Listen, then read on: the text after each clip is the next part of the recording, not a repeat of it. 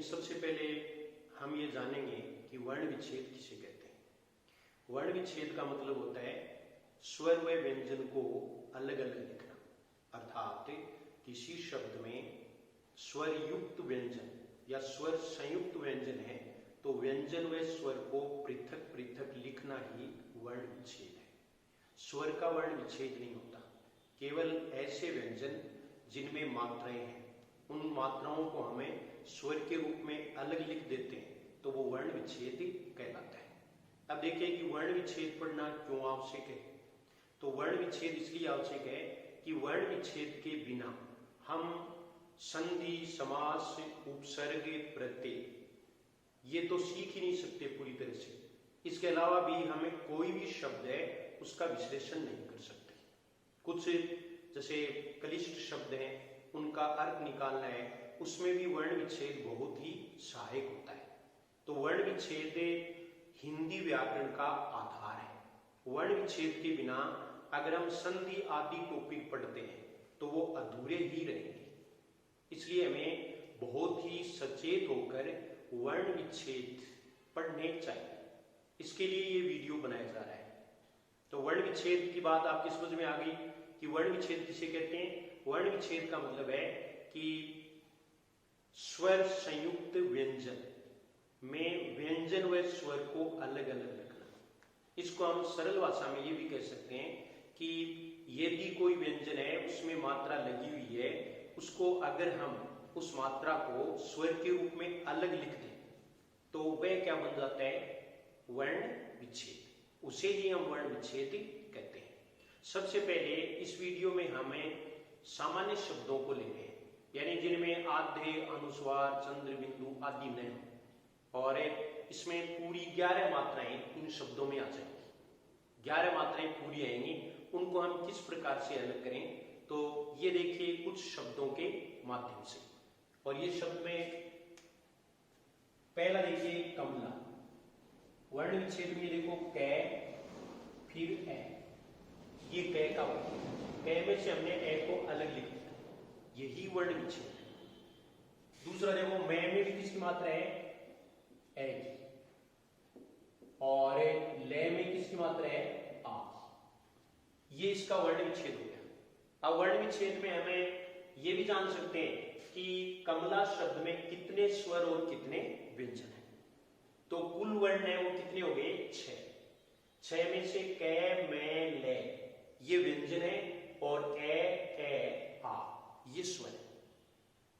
इस प्रकार से हमें किसी भी शब्द में वर्णों का विश्लेषण कर सकते हैं। उसमें हम बता सकते हैं कि इसमें कितने स्वर हैं और कितने व्यंजन हैं।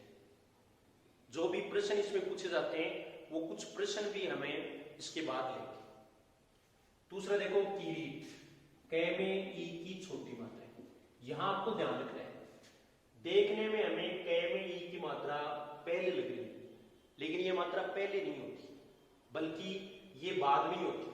कोई भी मात्रा अगर स्वर में, यानी स्वर नहीं बल्कि व्यंजन में कोई भी मात्रा अगर लगी हुई है तो वो हमेशा बाद में ही लिखी जाएगी।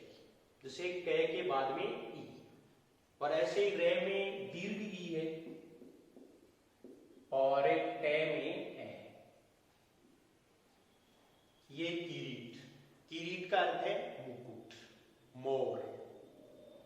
नुपुर, नुपुर शुभ लिखना भी आपको ध्यान में रखना है। नै में ऊ की दीर्घ मात्रा, नै में ऊ की दीर्घ मात्रा है, और पै में ऊ ह्रस्व यानी छोटा ऊ, और रे में ए। अगला शब्द है कृपा। ये कै और रे में हम अंतर भी करेंगे बाद में। तो ये देखिए कै में री, तो कै में सबसे पहले री है, री की मात्रा। री और कै के बीच में कभी भी भूल करके भी ए या अन्य कोई स्वर नहीं लिखना है। पै में आ, फिर है कई के, कै में आई। यहां भी आपको ध्यान में रखना है कि ये ऊपर 2 मात्राएं हैं लेकिन वर्ण विच्छेद करते समय एक ही मात्रा आएगी। कई, फिर कै में ए, फिर ये में बड़ी, कई के। तो ये दोनों मात्राएं ध्यान से देख लीजिए, आई और ए। तो आई में ये आई और ये फिर क्या है, ए, कई के। कोप, कै में ओ की मात्रा और पै में है। कोप का मतलब है क्रोध। कौमुदी, कै में आउ की मात्रा, मै में ऊ छोटा और दै में ई। कौमुदी, कौमुदी का अर्थ होता है चांद। कौमुदी मानी चांद। तो हमने सीधे शब्दों का वर्ण विच्छेद करना इस वीडियो में सीखा। शायद आपको ये समझ में आया होगा कि वर्ण विच्छेद किसे कहते हैं।